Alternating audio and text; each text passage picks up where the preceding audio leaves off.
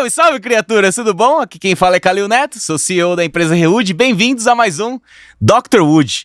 Hoje eu estou aqui com Flávio Ferraz, cara, mais conhecido como Flávio da Madeira. Flávio, brigadão pelo seu tempo, viu, cara? Eu que agradeço, Calil, estar aqui com você.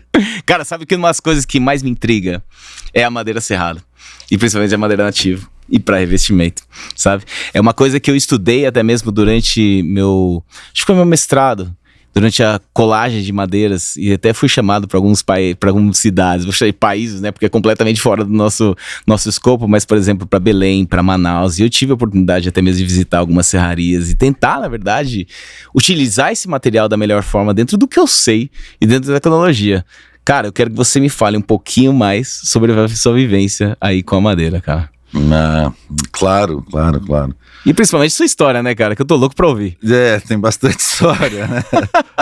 22 anos trabalhando com madeira, né? Desde que comecei a trabalhar numa grande empresa de pisos de madeira, né? Que é a Indusparquet, que me deu essa oportunidade de conhecer vários países do mundo, né? Entender melhor como é que funciona, que se chama de madeira serrada, né? Que vem de origem nativa, né? Exatamente. Tem ela pode ser plantada ou ela pode ser, né, de outra forma, que é recuperada também, que a gente trabalha bastante hoje, né, que é madeira que é conhecida popularmente como madeira de demolição, né? Uhum. E com relação à madeira maciça, que a gente chama, né, a gente tem um estereótipo também de tá destruindo a Amazônia, né? Então, quando fala a primeira coisa, já tá um jatobá, né? Ou um cumaru, aquela árvore centenária, as pessoas... Então a gente fez aquele doc lá, né, que depois a gente pode falar melhor a respeito desse documentário para desmistificar isso, né, o uso da madeira como algo mais, e é sustentável de qualquer maneira, né. Às vezes as pessoas colocam um granito que vale R$5.000 o metro quadrado e um granito que não planta mais, né. A madeira a gente planta, né, a gente cresce. E o manejo sustentável mostra isso, quando você tira um fruto maduro da floresta, ele está se regenerando, a floresta se auto-regenera, né? Ela não precisa implantar, né? Uma vez uma pessoa me perguntou, mas não precisa jogar sementinha? Eu falei, não precisa. Polinizadores a gente tem de monte, a abelhinha e tudo mais, né? Cara, mas eu queria entender, bicho, você veio de uma engenharia de transportes, né, pela Unicamp, e você trabalha com madeira. Yeah. Cara, me explica um pouquinho mais sobre a sua história, vai, Uma bicho. história maluca. É só correção, o curso que eu fiz na Unicamp mudou o nome, agora é engenharia de transporte, mas na época era tecnologia de obras e solos. Ah, entendi. Isso é de Campinas mesmo ou não? Não sou de lugar nenhum, na verdade. Meu pai, né, trabalhava em construtora, a gente já nasci trabalhando em obra, né? Meu pai era barrageiro, né? Então eu já nasci trabalhando já de bebê, já começou a mudar, nasci numa cidade que chama Rancharia, interior de São Paulo, mas eu nem morei lá, pra você ter uma ideia, já foi mudando já, entendeu? Sabia que Rancharia, eu já estive em Rancharia já, eu fiz uma fábrica de laminado colado lá em Verdade? Rancharia. Cara, foi lá em Presidente Prudente, não é? Perto de Presidente Prudente. É isso aí. Eles têm bastante extrativa, bastante peças de pinos lá. Que legal. Exatamente, mas desculpa a gente comandar. Se tiver alguém de Rancharia, né? Poxa, eu sou nativo de Rancharia, mas... não me identifico com a cidade, né, assim, e aí eu acabei morando em muitas cidades também, ao redor da minha vida, né, e entrei na Unicamp, assim, por uma fascinação por construção civil, né, como você tem seu pai, né. Cara, você vê que a sua história que eu li já aqui... tava lá, já, é só pra história bem parecida com a minha, sabe, desde o comecinho vai lá, ó, filho, ó, isso daqui, ó.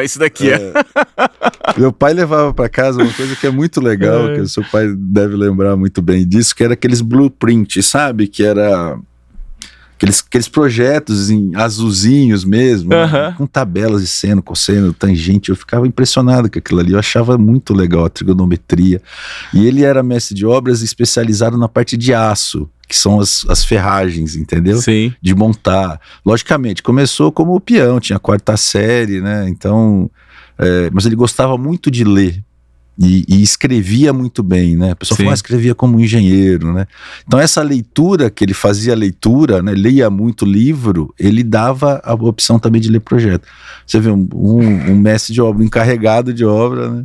E minha mãe era tecelã, não coloquei na minha descrição, minha mãe era tecelã, né, numa fábrica de tecidos, né, que foi na época que eu nasci.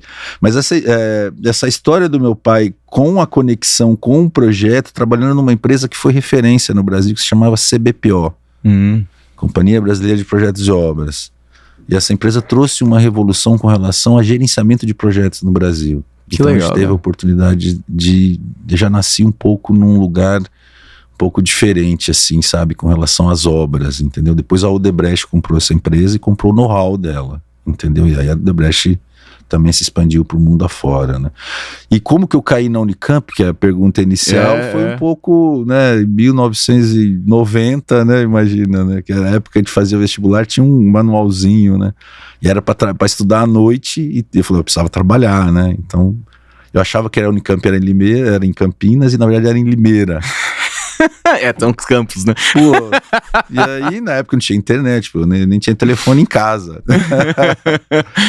E aí foi interessante que eu fiz o vestibular, pô, daí saía no jornal, a gente olhava no jornal o nome, né? A primeira chamada eu não passei, pô, decepcionado. Meus pais estavam morando em Minas Gerais, eu já morei em 5 estados, em 20 cidades até os 20 anos, né? Imagina.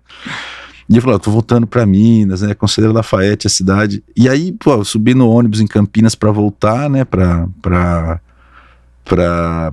ir pra Minas, né. E aí, puxa, eu comprei o jornal, a Folha de São Paulo, pra ler no caminho, né. Eu gosto muito de jornal até hoje, o escrito, né, aquele que você pega e tal. Aquele que suja o dedo. Que suja o dedo. A gente perdeu um pouco isso, né. E o que aconteceu? Aí eu vi na lista, segunda lista, né? Segunda chamada, nem sabia que existia isso, pra Unicamp, e vi meu nome, cara. Aí mudou minha vida completamente, né? Tava no ônibus, não sabia o que fazer. Falei, será que eu desço? Será que eu vou? Pra onde? E aí foi que eu entrei na Unicamp, e era em Limeira que eu descobri na hora de fazer inscrição. As coisas loucas, né? E fui pra Limeira em 1990. Em 92 meu pai estava em Angola, na África, e ele voltou pro Brasil, né? Ele tava pelo Odebrecht, a família ia pra lá, pra você ter uma ideia, pra gente morar lá. Foi quando começou uma guerra lá. Meu pai veio com malária, né? Foi até um pouco triste, né? Ele, em uma semana, faleceu, em 1992, entendeu? Com 43 anos. E eu tava em Limeira, e minha mãe foi morar em Limeira comigo, minha mãe e meu irmão, e eles estão até hoje lá, né? Eu falo que se tiver uma cidade pra chamar de minha, é Limeira, né? Sou seu vizinho ali, sou de Rio Claro. Você é de Rio Claro? Sou de Rio Claro, sou de Rio Claro. Que legal, bem pertinho mesmo. E Limeira eu tive com o antigo prefeito da cidade, o Mário Botião, foi o professor na Unicamp, né? Eu falei, o Mário, eu não tenho cidade pra chamar de minha, né? Você pode dar pra mim o título de Limeira? Não, tá bom, toma aqui o título pra você de cidadão limeirense. Então, oficialmente eu sou de Limeira. E minha filha mora em Piracicaba, né? Que tá pertinho, então, né? Do meu segundo casamento. Então, sou avô agora, recente, que na semana passada. Parabéns, cara, parabéns, uma nova fase. Muito feliz, outra dimensão incrível, responsabilidade, tudo que a gente fala de propósito aqui ganha uma nova esfera, né? Exatamente. Mas me fala como é que você saiu e se conectou à madeira, cara, porque eu vi aqui também que você deu até aula. Foi professor de pós-graduação no curso de Comércio Exterior da Universidade Metodista de Piracicaba.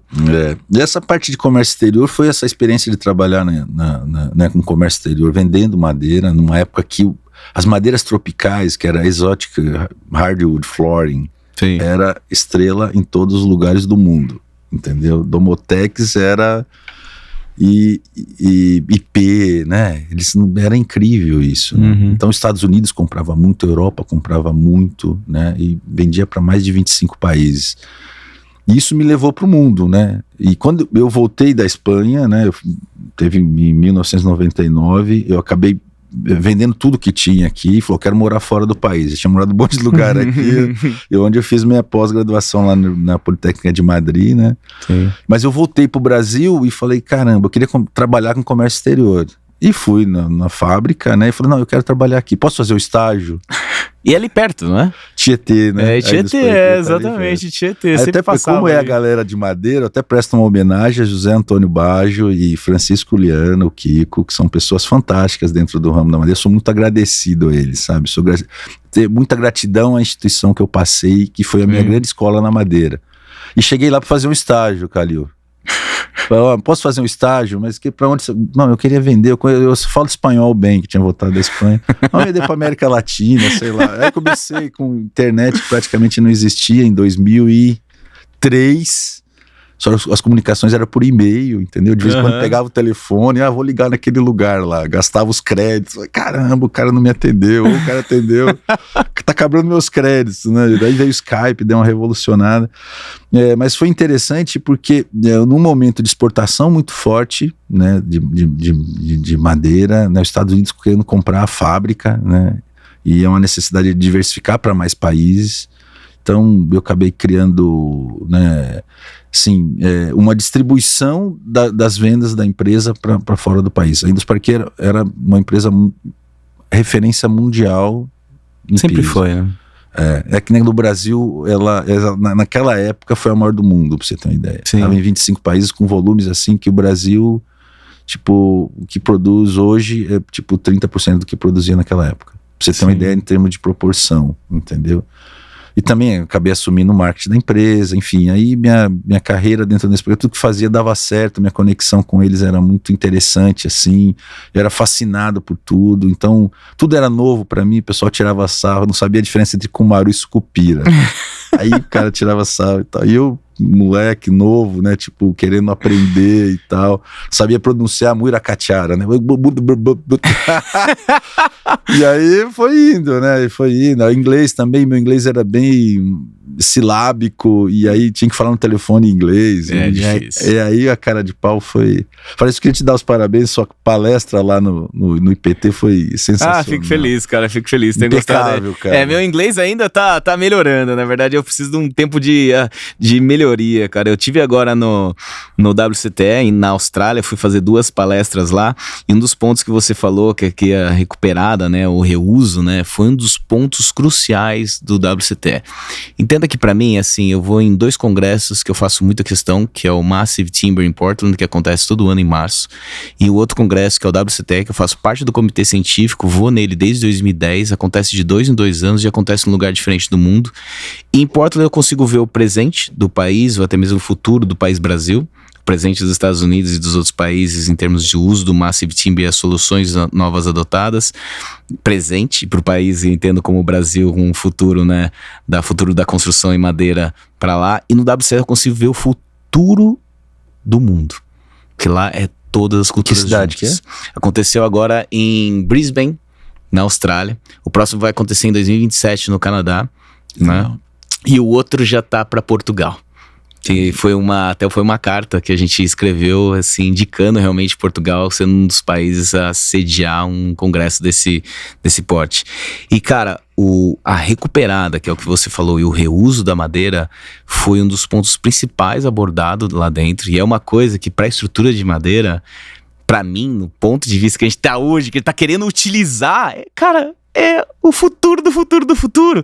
E aí você fala assim, cara, os caras já estão pensando num prédio de 40 andares, como que você desmonta aquele prédio de 40 andares e dá o reuso da madeira, sabe? Então é uma coisa que às vezes a gente fala aqui no Brasil, que nem você falou da madeira, que a gente não pensa nisso, mas é uma coisa que a gente deveria cada vez mais pensar, porque a gente já faz isso há muito mais tempo do que as pessoas não sabem. E a importância desse ponto que a madeira consegue se fazer para que se mantenha, na verdade, a descarbonização do... Pô, essa é a deixa para entregar o presente para você. Sabe que eu acho que é a segunda vez só que eu ganhei presente aqui. Pô, então... igual esse você não vai encontrar. Essa da nossa conversa, né? Da vodka russa, sim, né? Aí sim, aí sim, perfeito. Obrigado, viu? Caipirinha lá com seu pai toma caipirinha. Meu pai toma, gosta, meu pai gosta. Lá. Muito legal, respeito pelo seu pai, viu? Obrigado. Conversei com ele mesmo. lá no Ibramen, lá foi bem interessante, tá? E aqui tem um exemplo, né, muito legal do que você acabou de falar, que isso aqui é um hotel de abelhas, entendeu? De uma madeira de embuia. Olha que lindo isso aqui, cara. Isso aqui não tem preço, não tem história que conta. Isso que é o legal da madeira. Incrível, é a história, né, sabe? É a história do... Cara, muito bonito isso daqui. Muito e aí, não sei se você mora em casa, você tem casa... Tô terminando a minha casa esse mês. Que legal. Em madeira. E é um hotel de abelhas, né? Que legal, a polinização, cara. Que é interessante, a Gabi, né, que é do meu time, que até conversou com a Gabi do seu time, né? Eu acho legal, você tem 2 Gabis aí. ela criou uma comunicação muito interessante que a gente vai trabalhando com o lúdico da madeira também para chamar atenção para o tema, sabe? Sim, Isso é fascinante. Sim. Não, e é fascinante de uma maneira que os olhos brilham das pessoas, entendeu? E isso, a gente trouxe pessoas que é do ramo também, entendeu? Que legal. Que conta histórias maravilhosas. Por exemplo, você pega 80% das abelhas são solitárias. Elas são solitárias e precisam de um hotelzinho. Então por isso que chama hotel de abelha, que elas vão para lá para se reproduzir os ovinhos, entendeu? Entendi. E o processo de polinização se passa muito, de maneira muito bacana com essas... Existe uma geometria também de ser nesses furinhos, entendeu? Entendi. Profundidade dele, aí entra uma questão de design, uma questão da abstração que a gente gosta e de entrar no mundo das abelhas, né, e entender com profundidade, né, tudo que a gente precisa para entender como está o planeta e tudo mais, né? Bonito isso aqui, cara. Ficou legal, maravilhoso, né? Cara. Obrigado mesmo, cara. Obrigado mesmo, cara. É uma coisa que você pode ter certeza que vai estar na minha casa para fazer toda a composição, cara. E as abelhas vão aí, vão encostar e tal, e criar a colônia dela e tal, né? E ela que faz esse furo aqui ou não? Não, a gente fez, né, para favorecer o hotel para ela. A gente construiu o hotel para ela. Entendi. Puta, que legal, a gente cara. Construiu essa madeira aqui é dura, hein? Essa é uma embuia, né? Nossa, fantástico, foi fantástico, cara. Uma das coisas que eu vi até mesmo no documento que você me mandou, cara, não chama nem de currículo, né? Porque é um documento, na verdade, que conta um pouquinho da sua história, cara, que é o propósito. Acho que uma das coisas muito importantes que é da essência da matéria-prima que leva e define o propósito da pessoa, e eu vejo muito em vocês, né? Isso é uma coisa que eu levo muito pra mim, que a sua história bate um pouco com a minha, né, desse propósito. A gente só se divergiu em termos da utilização do material, em termos de espécie, né? Mas, cara, o propósito que você tem, não somente pra você, pra sua vida, mas pra sua empresa, também é muito importante. Eu queria que você, cara, falasse um pouco mais desse propósito que você tem do utilização da madeira e como você se encontrou como Flávio Madeira, cara.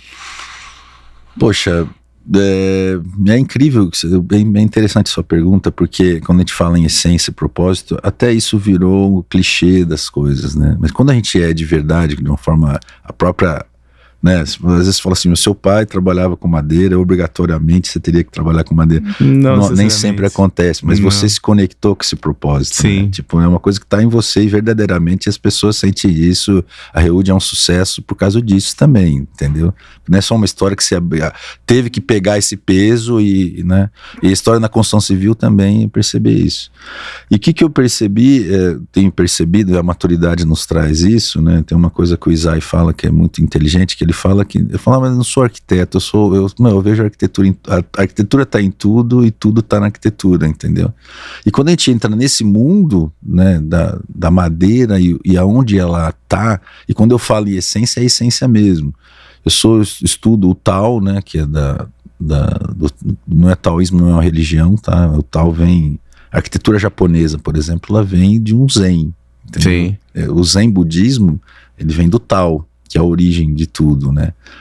E a madeira é um dos elementos do Tao. Então, a gente tem, né, nesses elementos do Tao, ele tem, né, tem até é interessante falar, porque tem na mão, a gente tem a madeira, qual que é, e tem um dedo que é da madeira. É mesmo? A gente começa com a terra, entendeu? Que é o dedão, que tem uma função, e tá ligado à acupuntura, tá ligado a enfim, uma infinidade de coisas. O Vastu Shastra tá ligado a isso também, que é o Feng Shui da Índia, entendeu?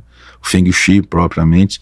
Primeiro vem a terra, depois vem o metal, que é esse dedo indicador. Depois vem o fogo, entendeu? Que é esse dedo. E depois vem a madeira, e depois vem a água, entendeu? E não tem o ar. O ar é o akasha, que ele chama, que é o que une tudo, entendeu? Então a madeira está nos elementos milenares, entendeu? Não sabia disso não. Por quê? Porque na profundidade dos estudos do Tao, a gente, com a árvore, com a madeira, ela está no nosso corpo, ela está dentro da gente, entendeu? Então eu adoro quando você fala criaturas, né? Nós somos criaturas. Exatamente, mas é verdade. Então as pessoas, às vezes eu gosto de provocar as pessoas, você já viu um ET? Não, nunca viu. Então, olha para o outro ser humano que você está olhando um ET, porque nós somos poeiras de estrelas. Caramba, você tem ferro, alumínio, que é o mesmo que tem em Marte. Entendeu? Exatamente. E deixa de ser uma criatura. Da onde você acha que você veio? Acho que quando existiam as explosões e tal, né? E a madeira, na sua essência, que veio aqui o Guilherme Stamato, né? Que eu ouvi, sim. Quando a gente se encontrou no EPT, ela falou: parabéns pelo podcast, que eu já ouvia. O Guilherme falou uma coisa legal da parte biológica, né, cara? Eu conectei muito com isso, porque tem muito essa parte do que a madeira, a árvore, entendeu? Ela é o contrário da gente com relação à respiração. Então já mostra algo vital. Entendeu? Desse verde, de como a gente respira e tudo mais.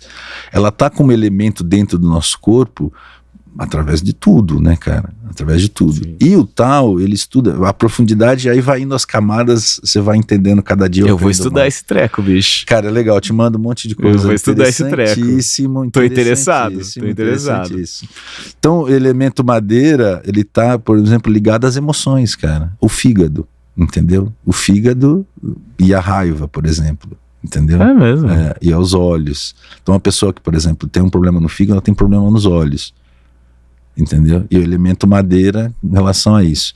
Mas quando eu posso mandar para você alguns gráficos que mostra do fogo, entendeu? Aí vem o ciclo, entendeu? O fogo que queima madeira, que vira cinza, que depois vai para, entendeu? Aí vem a água. Que legal, cara. Esse é o ciclo, como eles entendem a natureza e como eles entendem o nosso corpo. Como parte, tipo, é a natureza. Entendeu? Então quando a gente fala em bioma, por exemplo, microbioma, agora estamos estudando mais sobre o corpo humano e falando de microbioma no intestino, por exemplo. Sim. Entendeu? Sim. Totalmente a ver, né, cara? Então a gente não tá descobrindo a roda, né? A gente precisa sair no Fantástico, uma pesquisa que não sei o quê, pô, os caras já falam disso faz tempo, é só a gente olhar para a própria natureza, né? Sim. Então, quando para você ter uma ideia da profundidade que eu tenho conexão com o elemento, porque a minha própria profissão é trabalhar com isso. E quando a gente fala de madeira recuperada, é você pegar, é o que existe de mais sustentável, entendeu?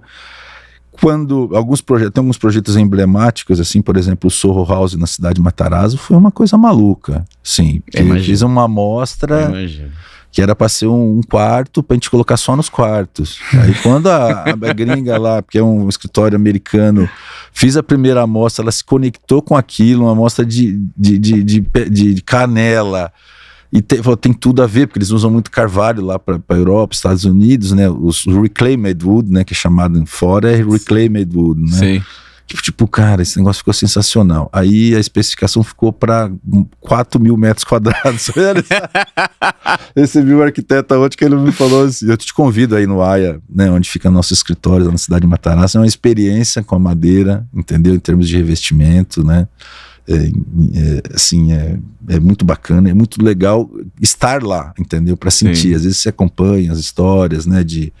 As pessoas que vão lá se surpreendem aí, né? E é bem interessante. E ela falou assim: mas Flávio, se a gente fizer um projeto assim, vai ter madeira para isso, né? Você imaginar que um estado igual Santa Catarina ou Paraná, que praticamente é o tamanho de um país, toda a sua construção foi de madeira e muitas pessoas moram em casas de madeira, entendeu? Uhum. E muitas casas abandonadas, né? Uma fazenda abandonada que tem lá. Até eu recebi almocei com um amigo ontem que ele compraram uma área, né? Lá no Paraná, tal, uma fazenda, não sei o que, tinha uma casa meio jogada lá, tal. Aí quando ele apareceu lá, puta, cadê a casa? Desfizeram toda a casa, entendeu? Virou alguma coisa, entendeu? Sim. Aí tem todo um processo para isso, a gente tem toda uma cadeia, né? E o Matarazzo também me deu, uma conexão com pessoas que trabalham com compromisso, entendeu? Então, é importantíssimo falar sobre isso, sobre certificação, entendeu? Sobre FSC e PFC, né? O PFC também são os dois certificados. Na Austrália, por exemplo, o PFC é muito forte. Eu vi isso. É bem interessante isso. Por quê? Porque o FSC e PFC audita a empresa, audita o fornecedor. Eu quero que você vá pelas letras, sabe? Uma das coisas que você falou aqui que eu acho que é muito importante que o pessoal também entender, que assim, a madeira é legal, e é legal de usar madeira, por causa que ela existe a descarbonização e ela concentra e ela cresce, como você falou, através de um ciclo contrário do que a gente faz, e por isso que ela, na verdade, isso daqui é carbono. Né? E ela cresce através disso. O que se faz com isso, que é o importante, quando se monta uma coisa e se desmonta e faz o reuso dessa madeira, é manter, na verdade, esse CO2 aqui dentro disso, né? E aí, entendendo isso que você falou, né, fazendo essa montagem, desmontagem da estrutura, é o que a gente mantém, na verdade, todo esse CO2, e por isso que a madeira, na verdade, tem o seu grande uso quando se fala em pegada de CO2. E um dos pontos também que você falou, eu não sei se é essa a palavra correta, como você disse, mas é biofilia, né, que é a conexão que a pessoa fala que tem dentro de si da madeira. Flávio, o que você acha que é isso que a pessoa fala assim, cara, eu gosto da madeira, mas eu não sei por que a madeira é essa conexão que ela se tem com a pessoa, cara? Eu costumo provocar as pessoas com relação a esse assunto. Eu adoro. Porque, cara, eu tava na palestra lá no WCT, até te dei uma foto. Biofilia, bio é a vida e filia é o amor. É o amor que você tem pela vida. Essa é a definição de biofilia. Olha que você legal. acredita? Eles estavam fazendo testes de lugares onde tem madeira, onde tem concreto, e eles estavam conseguindo mensurar o estresse da pessoa. 60 pessoas entravam no lugar e trabalhavam lá dentro por não sei quanto tempo e mediam o estresse da pessoa, e eles tinham como comprovar que dentro daquele espaço onde tinha madeira, você tinha um estresse menor. E muitas coisas as pessoas às vezes não acreditam nisso, mas é uma coisa que tem que levar em consideração. Existem números pra isso, sabe? É fantástico isso. E a biofilia, que é o amor pela vida que a gente tem dentro do que a gente tem desse material a qual a gente utiliza. Cara, o que você fala sobre isso, o que acredita sobre isso, cara? Bom, aí são várias camadas, né? Eu acredito num magnetismo, numa energia, que às vezes a gente foi indo, colocou a ciência, que muitos avanços da ciência que a gente chegou até agora, a gente chegou por um raciocínio analítico lógico, certo? Esse é um caminho interessante para muitas coisas, entendeu? Quando eu dava aula de matemática, de física, eu gostava de falar com os alunos que, tipo, você está aprendendo uma equação, não é, às vezes você não vai usar, mas o raciocínio lógico pode te ajudar muito. Exato. Isso é uma camada, entendeu? É o caminho. Esse é um caminho. É como se a gente pegasse Newton, né, da lei da gravidade, ele é um primeiro princípio, depois você pega a relatividade, que ele dá um passinho mais, entendeu? Tudo da relatividade levando a física é interessante para entender, por tipo, existe algo mais, e você pegar a quântica, que existe algo mais, do mais infinito. Esse infinito que você não vai dominar, e a gente não domina aquilo para entender certas coisas, que é sentir. Ele não está na explicação, está no sentido.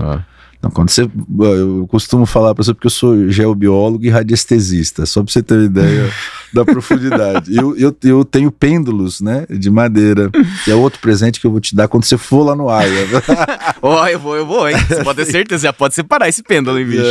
Não, eu fui pra Rússia, agora eu levei pêndulo de Jacarandá, da Bahia, de pau-brasil, cara. Eu faço isso daqui, eu faço com essas madeiras, sobra, entendeu? Sim. Eu crio obras de arte, tem os artesãos que são conectados comigo e tal.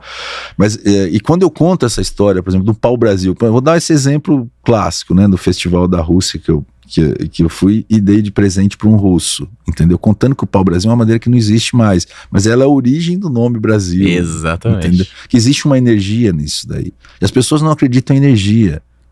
Então, como assim? Eu coloco o dedo na tomada e vê se você não acredita em energia. Você não tá vendo lá, tá passando nada lá.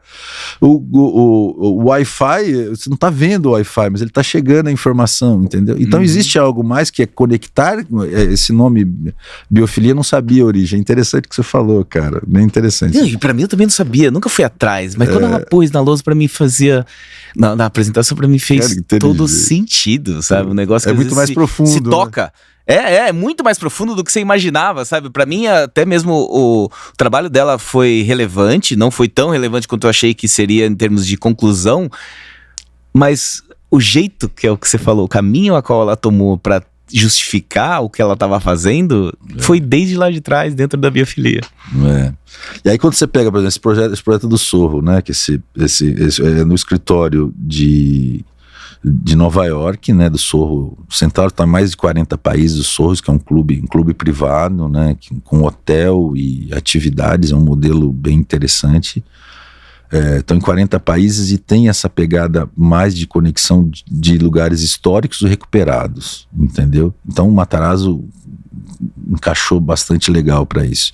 E colocaram dentro do quarto, e colocaram a privada e com piso de madeira embaixo. Eu falei, isso aí não vai dar certo. Pô, caramba, não vai dar certo esse negócio. Pô, dentro do quarto, legal, tal. Na área molhada, que a gente considera, não vai rolar isso. Cara, e tá rolando. Que eu tô no dia a dia lá, né? Eu tenho contrato de manutenção com o hotel. Que legal, cara. Tá rolando, tá legal, não tem problema nenhum. Mas assim, quando uma pessoa entra e vê a madeira, sente o cheiro, né? Eu vejo, as pessoas remetem aos avós, é muito mais sensações do que só esteticamente. E outra coisa, achar que é caro. O que é caro? Algo, né? Um bom exemplo de projeto de biofilia é o projeto Matarazzo, né? Que recuperou um lugar que todo mundo queria arrebentar e fazer coisa de vidro, de metálica e tudo mais.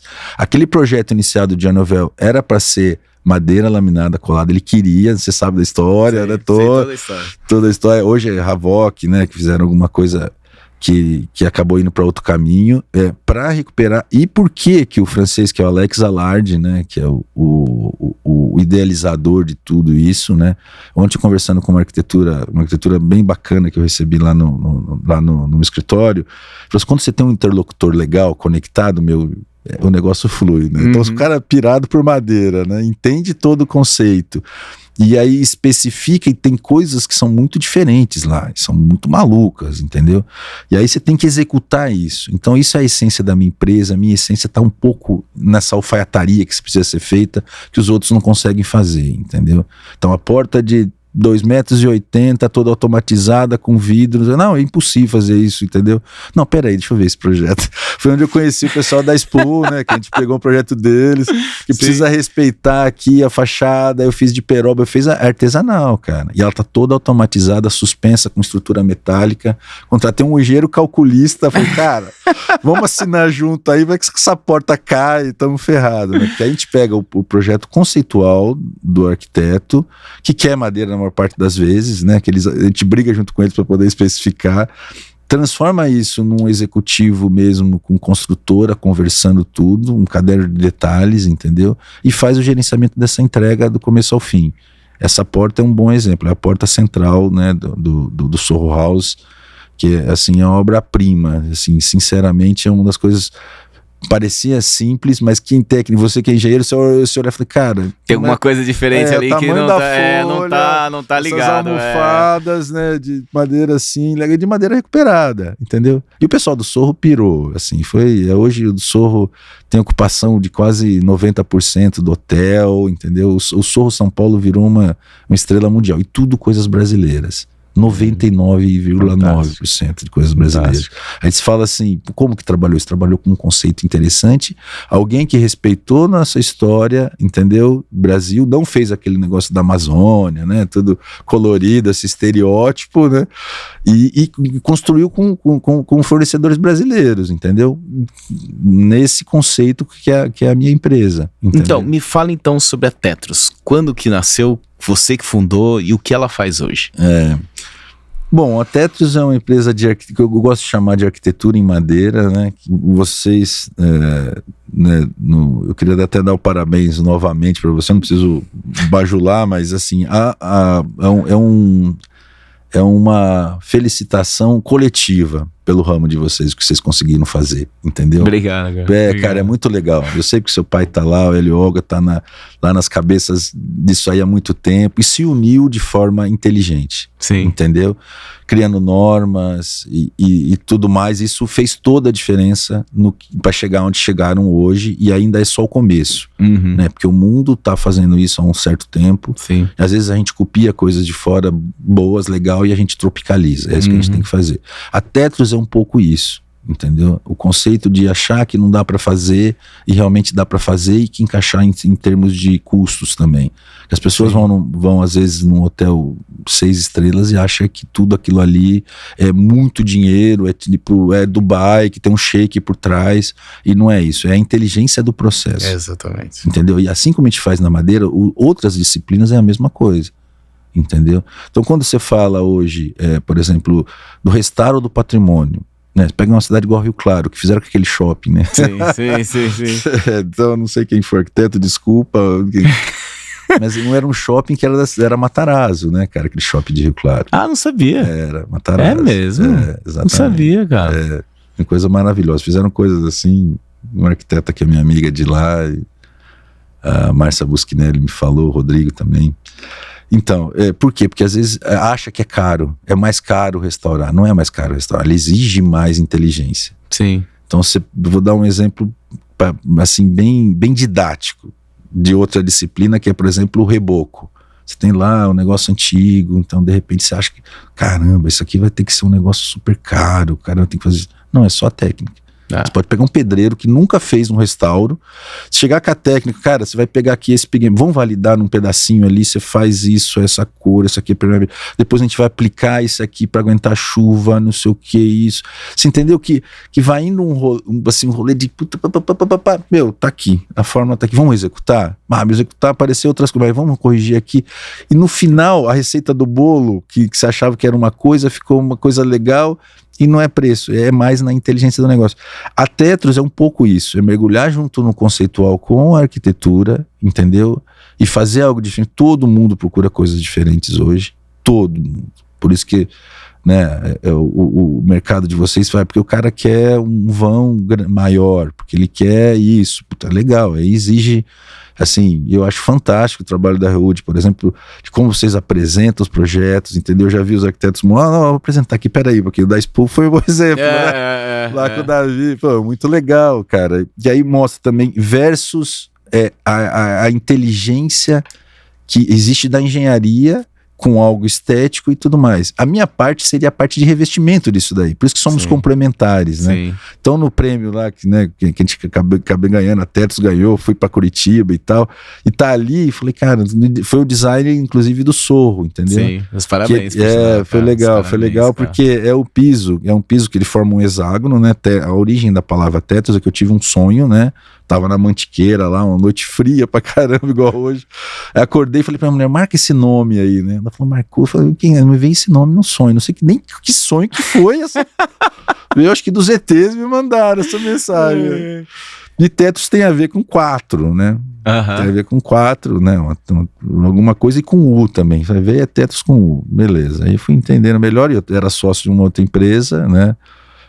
E aí acabei percebendo, e aí quando eu fiz esse piso hexágono, se você colocar vários hexágonos, que é o caso das coisas das abelhinhas, entendeu? Você forma cubos, entendeu? Você forma 4. Entendi. Entendeu? Os meus estudos de Tal, meus estudos de um pensador que chama Gurdjieff, existe um 4º caminho. Entendeu? E esse 4º caminho é uma 4ª dimensão, entendeu? Onde é a 4ª dimensão? É onde as pessoas gostam de madeira. Entendi. Entendeu?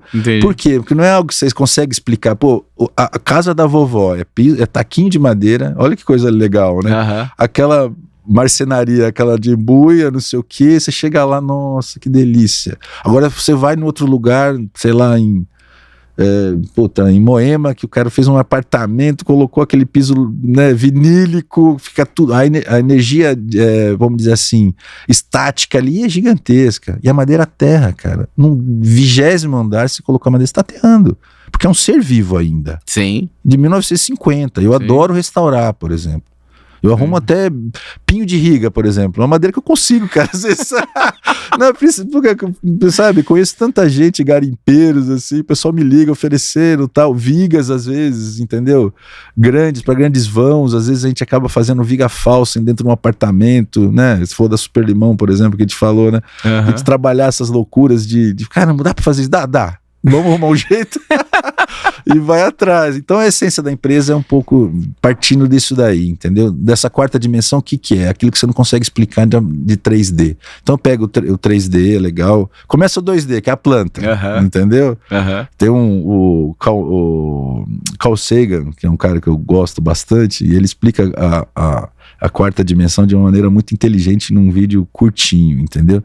Então ele fala da planolândia, que são X e Y, daí a 3ª dimensão, X, Y, Z, e a 4ª, onde ela tá, entendeu? Ele pega um objeto, coloca uma maçã e coloca a sombra.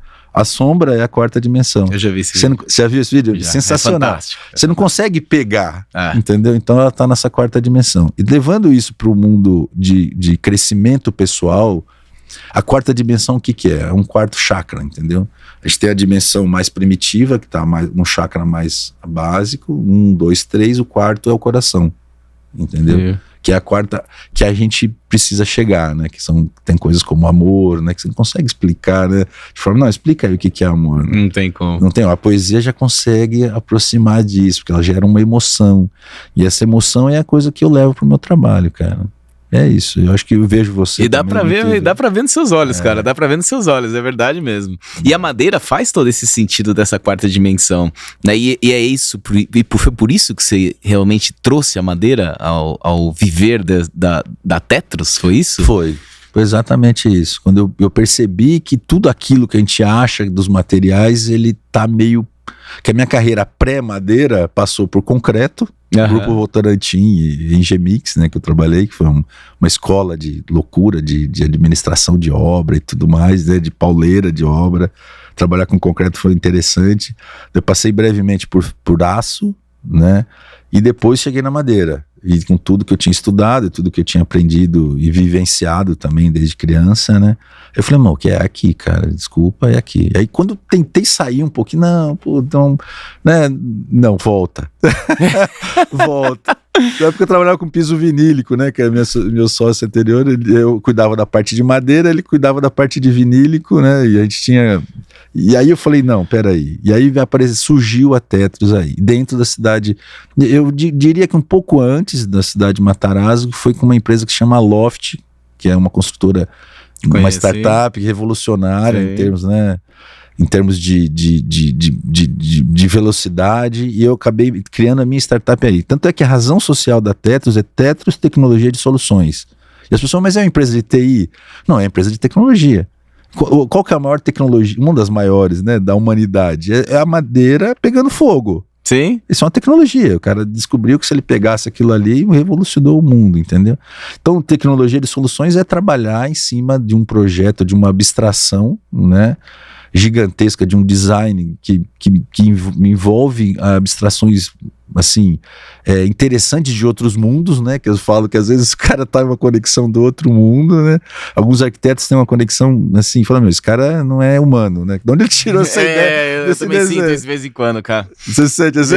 Pô, legal, vamos trazer isso aqui agora e fazer essa linha aqui, essa linha do tempo, até conseguir enxergar lá, que às vezes, e aí às vezes tem outros vários interlocutores no meio do caminho que não conseguem enxergar esse final, né, então a minha viagem, na verdade, do meu trabalho, o que me traz, na verdade, tesão porque eu faço, é esse processo criativo, cara, que aí eu tô maluco aqui e tô maluco junto, vamos, né, que é muito simples você ver lá no final pronto, falei, prototipa lá igual a gente prototipou. Sim. Tentativa e erro, errou, não deu certo, chegou lá o cara que ia pagar, falou, puta, é horrível, minha mulher não gostou. E aí? Não, mas ela não gostou do tom. Cara, mas ele conseguiu enxergar todo com a luz. Não conseguiu enxergar. Entendeu? Sim. Pô, então vamos voltar tudo agora, transformar isso comercialmente, que, entendeu? Que chegue e tal. E que o mundo é das subjetividades, entendeu? Sim. O mundo é mais louco, mais interessante, ele não tá no que a gente tá vendo. Ele tá no invisível, entendeu? E esse invisível que eu gosto de trabalhar, entendeu? Então quando eu criei, por exemplo, esse doc, né, da Amazônia, foi exatamente algo assim. Caramba, a gente foi lá com uns amigos para poder registrar e tal, de última hora apareceu o Marco Kempel, que é o cara que trabalha com produtoras, assim, muito profissional, né? O registro ficou muito profissional. Não, ficou perfeito, cara. Por sinal, gente, vou deixar o link aqui para vocês darem uma olhada nesse vídeo, que assim, vale muito a pena você entender um pouco do processo da Tetros, cara. E aí foi interessante porque a gente tinha feito já, né, eu tinha sido um personagem do FSC, né, contando de madeira recuperada, e a gente fez uma amizade muito grande junto com a agência e o Marco que fez a parte de filmagem e captação. E quando foi, ele falou, cara, eu quero ir para a Amazônia. É verdade que você vai? Pô, que legal, quero ir, Flavião. Eu falei, vamos, vai, os caras assistam. Cara, vamos lá. E ele foi registrando, e eu nem imaginava que ia virar um doc, entendeu? E eu falava assim, pô, legal, cara, então, presta atenção, vamos transformar esse nome, não é uma viagem, é uma expedição. Já começou Já deu um outro sentido pro Daí negócio. eu mandava pra galera, né? Pô, o Lula, puta energia, né? O Dante, o Thiago. Não, pô, e o pessoal de peso ali, cara. O pessoal de peso ali, cara. galera. E eu posso falar pra você, Flávio, isso é super importante, porque o preconceito, a falta de informação que as pessoas têm, e posso falar que até mesmo eu tenho dentro do que é o mercado de madeira nativa, tem que ser quebrado. Porque a gente vem num país onde tem uma oportunidade gigantesca para o uso, para N formas diferentes, de N peças diferentes, de N espécies diferentes, para N usos diferentes, e a gente não faz nem metade do que a gente pode fazer. Né? E a gente tem uma riqueza, cara, tão grande aqui nesse país que a gente ainda nem sabe metade do que a gente pode fazer dentro dela. Né? Eu acho que é muito importante. Mas para tudo isso, Flávio, um dos pontos muito importantes que eu acho que a gente tem que falar, é certificação. Porque muitas das vezes a gente simplesmente pega uma peça como essa, e eu vi aqui que tem um símbolo FSC, né? E você não sabe de onde vem e o que aquilo lá pode gerar quando você compra uma peça que não é certificada ou de onde vem.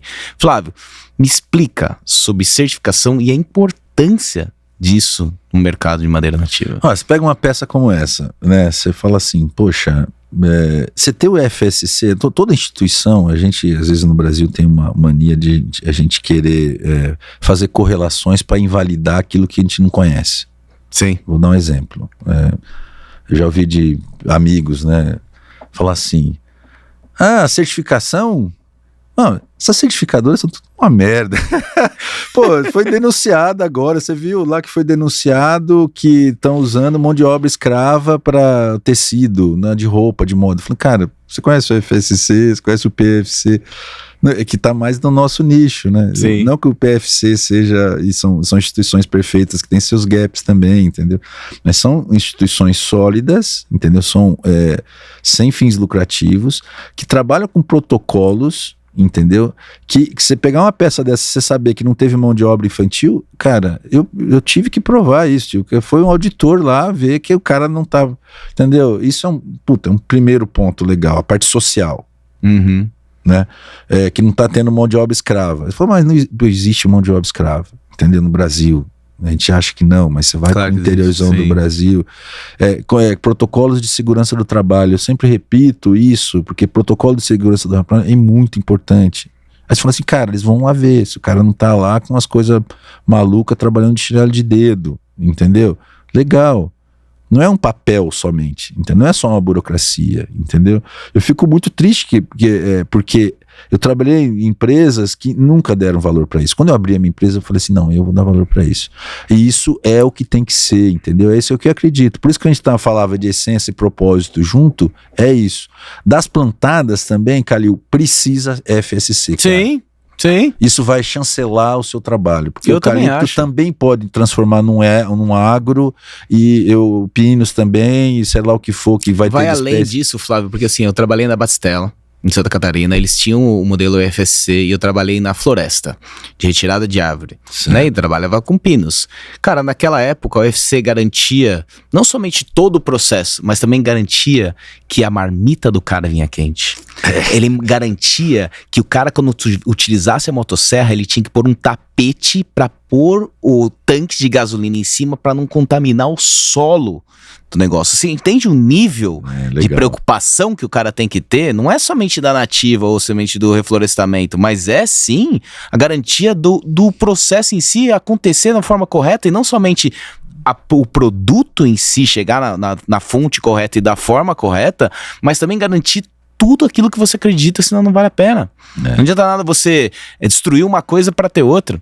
Né? Então o FSC garante sim tudo isso, a gente sempre respeita isso e, cara, a gente sempre compra de fornecedores com esse selo para garantir exatamente esse tipo de coisa. O que eu acho, na verdade, é que isso tinha que ser mais explícito para que a pessoa, o nome que você falou, veja valor nas coisas e opte realmente de comprar com um modelo, com um selo FSC e pague mais caro e veja valor naquilo que você vê com o selo FSC, para que aquilo seja realmente o melhor produto, porque é isso, as suas escolhas, na verdade, são as escolhas que te definem.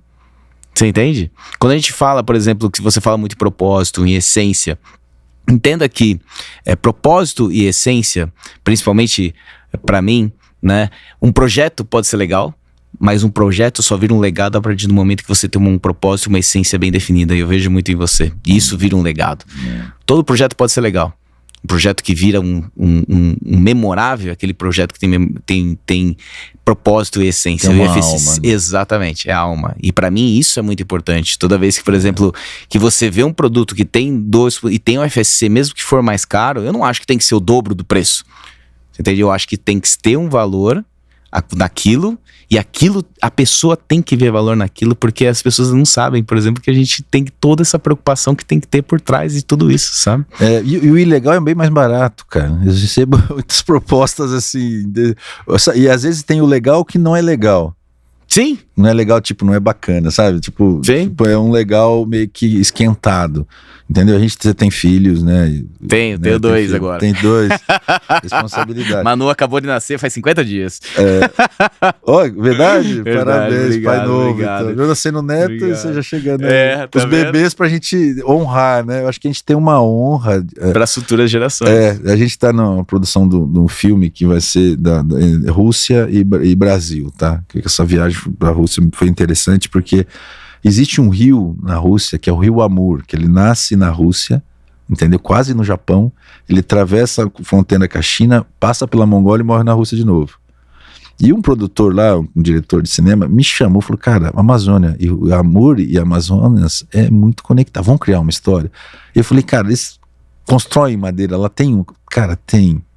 Vamos unir essas, e meu negócio tá fluindo. Que legal. O que é legal? Porque assim, tem os nossos, os bebês, vamos falar pros bebês, né? Que é a responsabilidade que a gente tem. Mas que legal a gente contar uma história de origens, né, cara? O futuro é ancestral, todo mundo tá usando essa frase.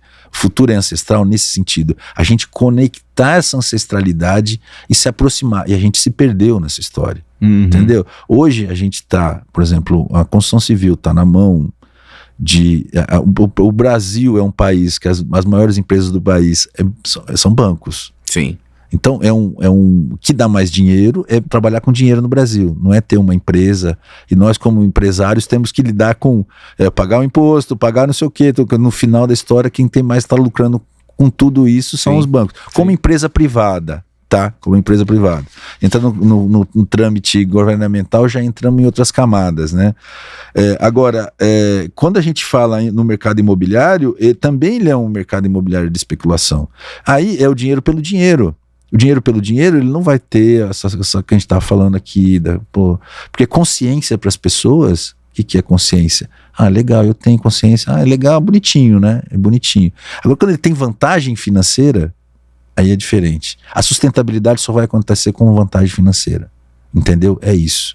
Então, quando tu fala assim, cara, acabou o aço, o concreto tá mais caro. Ah, madeira, vou olhar para madeira. Né? Acho que no evento no Ibramen lá em Curitiba foram pessoas interessantíssimas, né, cara? E uma das pessoas falou uma coisa interessante, que eu acho que é meio comum no meio do pessoal de estrutura de vocês, que é falar, se você tem um vão grande, ele já é mais econômico que fazer madeira. E esse é um bom exemplo, entendeu? E cada vez mais, se a gente começar a trabalhar em coletivo, com uma curva longa, não achar que a gente vai conseguir, né? O resultado que vocês têm hoje não foi o ano passado que começou, né? Sim, sim. As pessoas vão perceber mais isso, entendeu? Esse podcast é um bom exemplo disso, né? Por isso eu agradeço a oportunidade de estarEssa é a ideia do podcast, Essa é a ideia central do podcast. Exatamente. Cara, ouve um pouquinho com calma, né? Sobre certificação e tudo mais. Ou se tiver alguma coisa que está contrária, não tem problema, né? Chega aí, vamos marcar, conversar. Eu convido, né, para dar um pulo lá. A gente pode conversar sobre outras camadas, outras dificuldades que a gente tem, entendeu? Só que a gente vive desconectado de nós mesmos, entendeu? Quando a gente se conectar para dentro, você vai olhar para fora e vai entender a essência da biofilia, entendeu? Que a sua casa com o verde, ela fica mais legal. Não, mas ela fica mais legal, bonita para mostrar pra quem? Pros seus visitas? Não, eu quero legal porque, cara, você vai respirar melhor, entendeu? Vai limpar seu ar, então você vai ter mais resultados. E o ser humano, ele caminha para isso, né? Ele caminha para querer o melhor para ele, e a gente não pode estar na mão de pessoas que só têm o ego pelo dinheiro, porque o dinheiro não deu certo. Meu professor de meditação fala, o ser humano é um projeto que deu errado, entendeu? Por quê? A gente estaria em outro degrau de evolução. entendeu? Se a gente Sim. se conectasse a isso e não ao poder pelo poder, né? E é isso, a gente, né, lá com os russos lá, né, pô, vocês vão pro Brasil, qual que é a visão que eles têm do Brasil? É a primeira coisa, cara, não vou pro Brasil porque tem violência, entendeu? É um país violento, né, que é o que chega pra eles. E a gente olha pra Rússia e fala, é guerra. É guerra, exatamente, é guerra e vodka. Guerra e vodka. Não, e os russos não tomam, os jovens não tomam mais vodka. Ah, não toma mais vodka? Só os tiozão só, sabe? Os tiozão tinham da cachaça aqui pra gente, Sim, né? sim, é sim. um pouco isso. Sabe que uma coisa que você falou, que é o valor financeiro, né? E no Ibramen, até mesmo no Ibramen, na minha palestra que eu dei lá, eu falo sobre isso. Assim, uma estrutura de madeira raramente vai ser uma estrutura mais economicamente viável, né? Eu acho que a madeira em si, principalmente a madeira industrializada, ela precisa ter uma maturação de mercado, e mesmo com a maturação de mercado lá fora, que você vê a Áustria e a Alemanha, que tem fábricas, uma fábrica que consegue fabricar 300 mil cúbicos por ano, ainda existe um desenho de concepção que tem que ser abordado junto com um desenho, junto com a arquitetura, para que isso, além disso, ter soluções que sejam viáveis para se tentar chegar num custo bem parecido ou equilibrado. E eu entendo que quando estiver equilibrado, bicho, aí não tem como você mais competir com isso, né? Mas um dos pontos principais, até mesmo, que eu vi quando eu estive na Suécia, que eu falei com o pessoal que fez o prédio, o Sara Central Culture, e vi nos Estados Unidos, é que na Suécia eles pagam o valor porque eles veem o valor das futuras gerações. Para mim, sustentabilidade, a definição de sustentabilidade é dar as mesmas oportunidades que vocês estão tendo hoje para você e para os seus filhos. E a madeira te mantém isso. Isso é um propósito. O futuro é ancestral. Exatamente, que é exatamente o que você falou. Agora, nos Estados Unidos, é preço por preço, que é bem parecido com o que o Brasil tem, é preço por preço. Então uma forma citando de novo o Mass Timber lá, que a gente teve palestras com gerenciadores, uma forma de justificar isso, eles colocam como no preço final, e nos meus orçamentos hoje a gente está colocando isso, preço final não é simplesmente o preço que você está pagando, esse é o seu valor de investimento, a qual você está fazendo para fazer sua casa, mas quando for um prédio de madeira, você vai ter menos circulação de funcionários que vai te custar tanto. Você vai ter uma maior biofilia e as pessoas vão ficar mais felizes, vão custar tanto. E eles conseguem quantificar financeiramente e eventualmente até mesmo equilibrar valores de estrutura metálica com concreto através do que a madeira te proporciona na quarta dimensão, que é o que você falou. Que legal. Fantástico isso. Isso é fantástico. Fantástico isso. Então, tipo assim, e tudo isso que você falou, tem que existir uma forma de quantificar. Para que as pessoas vejam, se vê um valor financeiro, seja financeiramente quantificado, para que o valor final daquilo que você pagou não seja só um selo, mas seja sim um valor financeiro justificável por que você está comprando aquilo. E aquilo legal. Faz muito mais sentido e gira a chave da pessoa. Puta, interessante isso aí, cara. Interessante, tem um economista, Eduardo Janetti, que ele falou assim, ele citou um paralelo, né? Se o cara pega, né, a bike dele, vai trabalhar todos os dias, é um cara saudável, né? Ele vai trabalhar todos os dias de bike, tá? Pô, o que ele tá gerando de PIB? A bike dele é mais barata. Agora, se ele compra um carro, se ele fica horas no trânsito, se ele fica doente, o PIB é muito maior com um cara que não é saudável, entendeu? E é uma medição do PIB que é o que é produzir bastante? Enriquecendo o quê? O quem? Entendeu? Grandes poderes e tal, e tudo mais. Lá no AIA, lá na cidade de Matarazzo, foi o ministro da Felicidade do Butão. Cara, uma palestra sensacional. Que eles têm o FIB, né? Com o que você acabou de falar, faz muito sentido. Você fala, caramba. E eles fazem medições. E aí com essa história agora, meu mundo, né, que eu sou produtor de cinema agora, entrei nesse mundo, né, o mundo que os arquitetos amam, né, meu, o Kuga veio aqui, pô, tô orgulhoso de estar aqui, o Kuga veio aqui, né, cara, que veio do cinema, o Isai também, já fiz um projeto com o Isai em Belgrado, cara, com a galera dele, é sensacional, assim, tem muita admiração, e vem do cinema, assim, contando, e eles criaram, tem um documentário muito legal que mostra como é feita essa medição. Eles vão visitar as pessoas e estão interessadas, não é para saber se ela tá feliz, tá contente, e vão colocando numa planilha, cara, e esse é o FIB, Entendeu?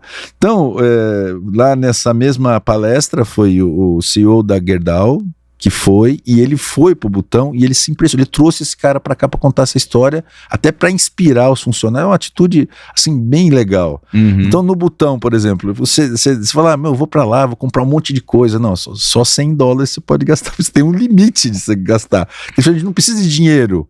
Entendeu? Entendi. Não é só o dinheiro, lógico, o dinheiro ele tem sua energia, sua mola propulsora, entendeu? Mas você não precisa só do dinheiro, tá bom? Você vai pro país, existe limite, porque o país é um país pequeno também, limitação de aeroporto e tudo mais, tem uma série de coisas.